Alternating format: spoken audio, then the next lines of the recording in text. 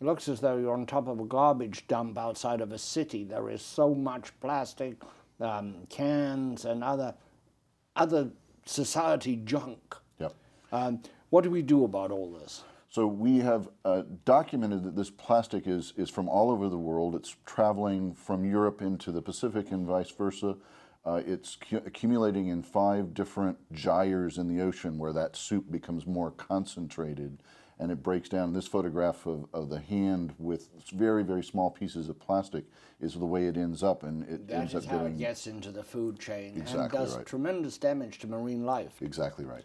So we see proposals every day at the Ocean Foundation for folks who want to clean this plastic out of the ocean, but it costs money to go out to these gyres, collect the plastic, bring it back and convert it into something Maybe useful. gyres was the word I was reaching for when I was describing these debris chains, these fields of debris out in the ocean.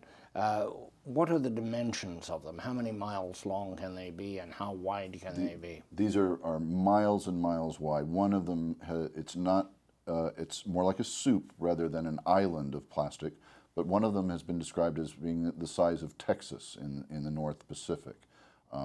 It's a tremendous, tremendous quantity of plastic that gets concentrated by the currents of the ocean into a single place. Would there be any virtue in trying to gather it up? Or, I mean, what would you do? You would send out ships with something like fishing nets to catch it, but then what would you do with it? Put it in landfills? Well, that's the problem.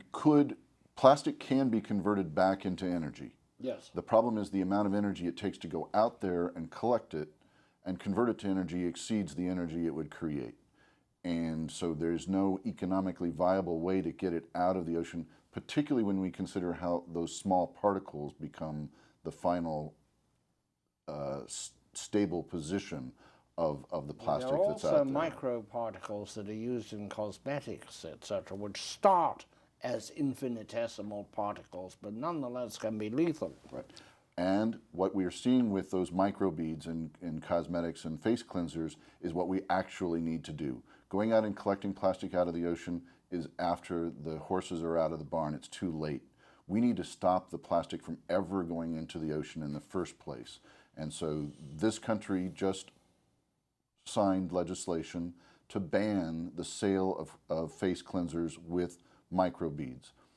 Europe and other places are ahead of us on that, and we're seeing a active effort to stop this plastic soup from being created in the first place. We need to stop using plastic. We need to stop using plastic for things like face cleansers where it's not necessary. We have other things we can use that are biodegradable.